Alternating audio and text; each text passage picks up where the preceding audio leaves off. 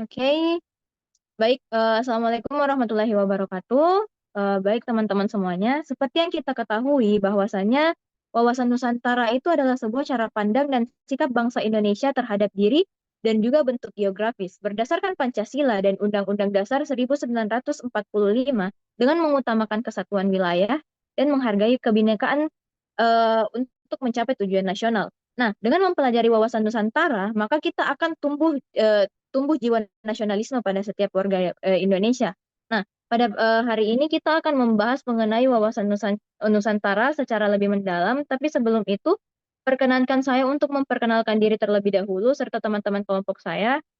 Dimulai dari saya sendiri selaku moderator. Perkenalkan, nama saya Siti Hairunisa dengan NIM B0112314148 dari Prodi Ilmu Hukum. Selanjutnya saya mempersilahkan teman-teman untuk memperkenalkan diri terlebih dahulu. Terima kasih. Baik, perkenalkan nama saya Sirastuti Abdurrahman dengan NIM B0212311094 Administrasi Negara. Perkenalkan, nama saya Rafa Girana Ramadina dengan NIM E0121231111 Prodi Ilmu Komunikasi. Perkenalkan, nama saya Afrizal Idris dengan NIM H0612311072 dari Prodi Geofisika.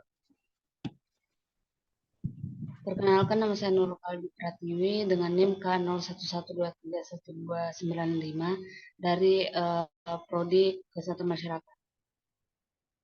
Perkenalkan, nama saya Nawrawasi Ali Hamzah dari Prodi Ilmu Gizi dengan NIM K02123114. Perkenalkan, nama saya Rahmat Hidayat dengan NIM E0212311106 dari Ilmu Komunikasi.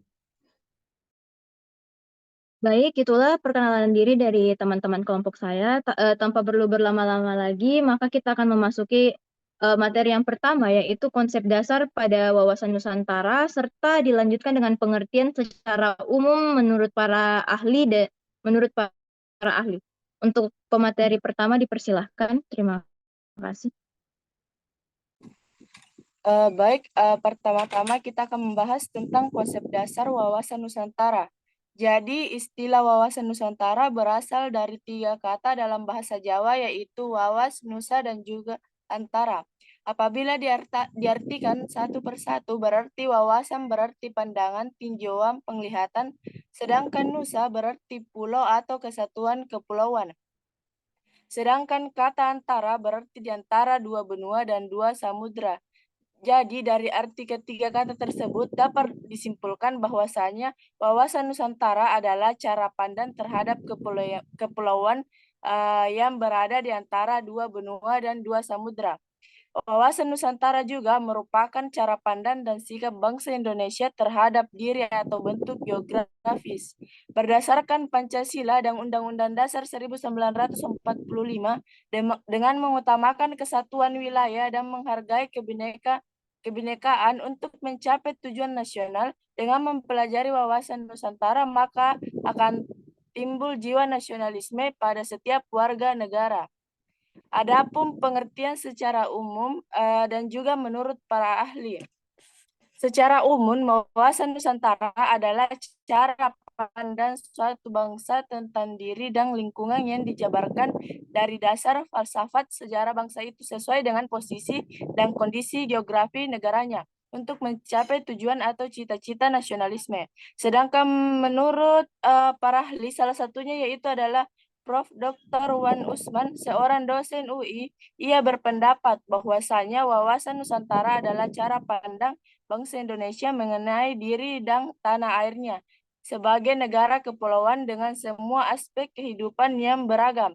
Hal tersebut disampaikan pada waktu Lokakarya Wawasan Nusantara dan Ketahanan Nasional di Lemhanas pada bulan Januari tahun 2000. Ia juga menjelaskan bahwa wawasan Nusantara merupakan geopolitik Indonesia.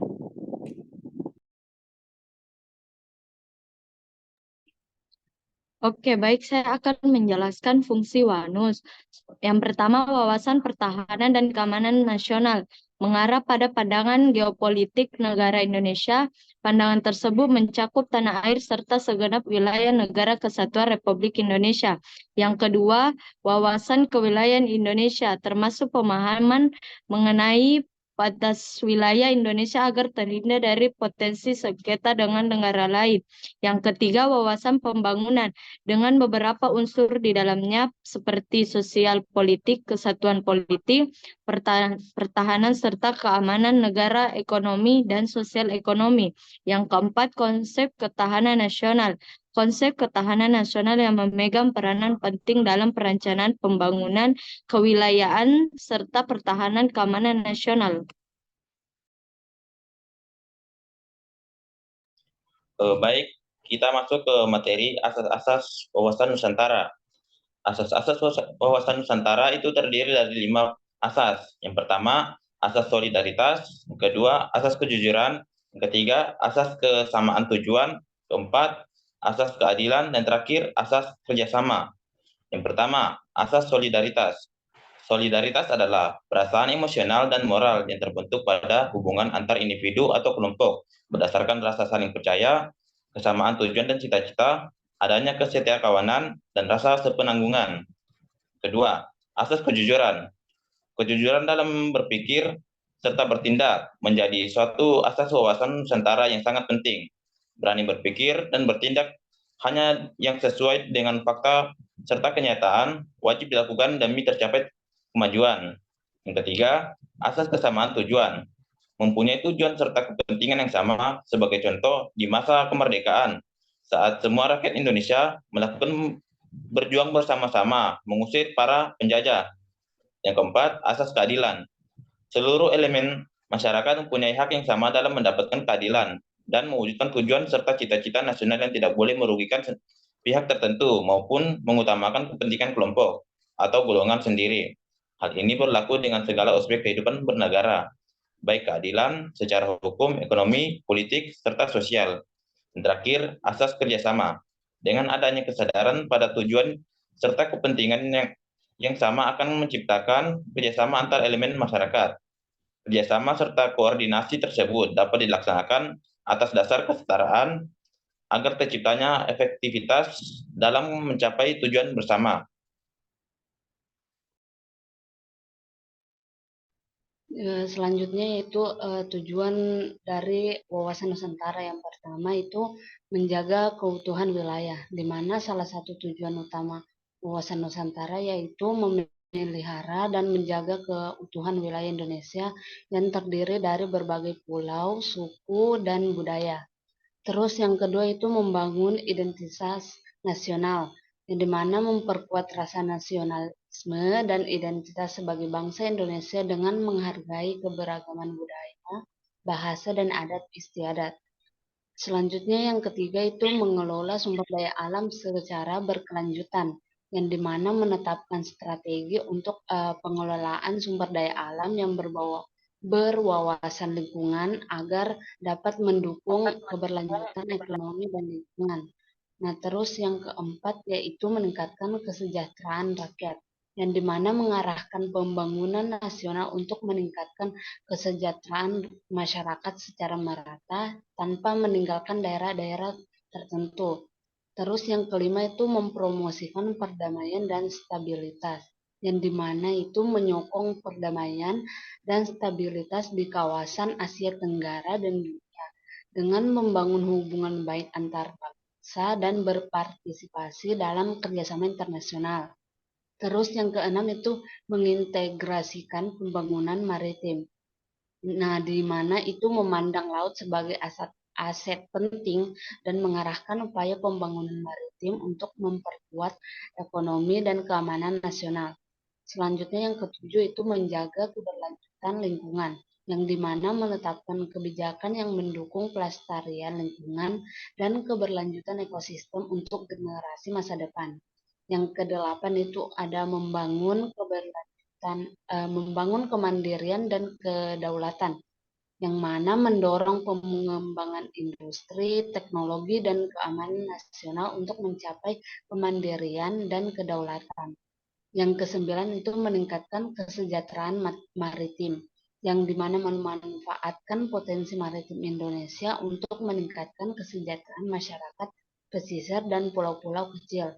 Terus yang terakhir yaitu meningkatkan kerjasama internasional yang dimana membangun hubungan baik dengan negara tetangga dan aktif berpartisipasi dalam organisasi internasional untuk mencapai tujuan bersama. Oke, Contoh, baik. Selanjutnya setelah kita mengetahui mengenai tujuan dari wisata bonus ini terus asas juga, maka dari itu kita akan masuk ke materi yang dimana merupakan sebuah contoh perwujudan dari bonus ini yang dimulai dari ekonomi, politik, sosial budaya, serta pertahanan dan keamanan. Untuk pemateri dipersilahkan. Contoh perwujudan wawasan Nusantara yang pertama pada bidang ekonomi. Satu, pengembangan ekonomi berkelanjutan dengan mendorong pertumbuhan ekonomi yang berkelanjutan dan memanfaatkan sumber daya alam dan manusia secara bijaksana. Kedua, kerjasama regional dengan memperkuat kerjasama ekonomi antar pulau-pulau dan antar negara dalam kawasan Nusantara untuk menciptakan sinergi dan saling menguntungkan. Yang ketiga, pemberdayaan ekonomi lokal dengan memperdayakan ekonomi lokal dan mengembangkan sektor-sektor ekonomi yang berpotensi di setiap daerah. Pada bidang politik, yang pertama konsolidasi kedaulatan, yaitu meningkatkan konsolidasi dan kedaulatan negara di seluruh wilayah Nusantara, termasuk upaya penegakan hukum dan perlindungan hak asasi manusia. Kedua, diplomasi regional, dengan mempromosikan diplomasi yang kuat dan konstruktif di tingkat regional untuk membangun hubungan yang baik dengan negara-negara tetangga. Yang ketiga, otonomi daerah, dengan memberikan kebijakan dan dukungan bagi otonomi daerah guna memastikan partisipasi aktif masyarakat dalam pengambilan keputusan. Pada bidang sosial budaya, yang pertama pemeliharaan keanekaragaman budaya dengan menjunjung tinggi dan melestarikan keanekaragaman budaya di seluruh Nusantara, termasuk dukungan terhadap seni, bahasa, dan tradisi lokal. Yang kedua, pendidikan inklusif, yaitu mendorong sistem pendidikan inklusif yang mengakomodasi berbagai kebudayaan dan bahasa di Indonesia. Yang ketiga, promosi toleransi dengan membangun kesadaran dan promosi toleransi antar etnis, agama, dan kelompok sosial. Pada bidang pertahanan dan keamanan, yang pertama penguatan pertahanan wilayah dengan menguatkan pertahanan di seluruh wilayah Nusantara untuk melindungi kedaulatan negara dari berbagai ancaman. Yang kedua, kerjasama pertahanan regional dengan meningkatkan kerjasama pertahanan dengan negara-negara tetangga untuk membangun keamanan regional. Yang ketiga, penanganan krisis bersama dengan menyiapkan mekanisme penanganan krisis bersama untuk merespon bencana alam, keamanan, atau situasi darurat lainnya. Baik, selanjutnya yaitu tantangan implementasi wawasan Nusantara di era modern yang akan dilanjutkan oleh pemateri selanjutnya. Dipersilahkan untuk Rahmat. Baik, saya akan menjelaskan tentang tantangan implementasi. Yang pertama, perkembangan pesat teknologi. Perkembangan teknologi serta perkembangan masyarakat global dikaitkan dengan dunia tanpa batas yang tentu saja menjadi tantangan tersendiri untuk wawasan Nusantara. Mengingat perkembangan ini dapat mempengaruhi pola pikir, pola sikap, dan pola tindak masyarakat dalam berbangsa dan bernegara. Yang kedua, kapitalisme. Kapitalisme merupakan suatu sistem ekonomi yang berdasarkan kepada hak milik swasta atas beragam barang dan kebebasan individu untuk mengadakan perjanjian dengan pihak lain dan berkecimpung dalam aktivitas-aktivitas ekonomi yang dipilihnya sendiri berdasarkan kepentingan sendiri serta mencapai laba untuk dirinya sendiri. Yang ketiga, pemberdayaan masyarakat. Memberi peranan dalam bentuk aktivitas dan partisipasi masyarakat untuk mencapai tujuan nasional hanya dapat dilaksanakan oleh negara-negara maju dengan bottom-up planning. Sedang untuk negara berkembang dengan adanya keterbatasan kualitas SDM sehingga diperlukan landasan operasional berupa GBHN. Baik, setelah kita mengetahui mengenai contoh perwujudan dari wawasan Nusantara, tentang tantangan implementasinya, lalu juga tujuannya, maka dari itu sampailah kita di akhir diskusi. Maka dari itu izinkan saya sebagai moderator untuk menarik kesimpulan mengenai materi kita hari ini, yaitu sebagai bangsa majemuk yang telah menegara, bangsa Indonesia dalam membina dan membangun atau menyelenggarakan kehidupan nasionalnya, baik pada aspek politik, ekonomi, sosial budaya maupun hankamnya selalu mengutamakan persatuan dan kesatuan bangsa serta kesatuan wilayah. Untuk itu, pembinaan dan penyelenggaraan tatanan kehidupan bangsa dan negara Indonesia disusun atas dasar hubungan timbal balik antar falsafah, cita-cita, dan tujuan nasional, serta kondisi sosial budaya dan pengalaman sejarah yang menumbuhkan kesadaran tentang kemajemukan dan kebinekaannya dengan mengutamakan persatuan dan kesatuan nasional. Seperti itu. Setelah menarik kesimpulan, maka dari itu saya mengakhiri sesi diskusi kita pada hari ini. Saya meminta maaf sebesar-besarnya untuk teman-teman sekalian dan juga saya sangat berterima kasih. Saya akhiri dengan wabillahi taufiq wal hidayah. Wassalamualaikum warahmatullahi wabarakatuh.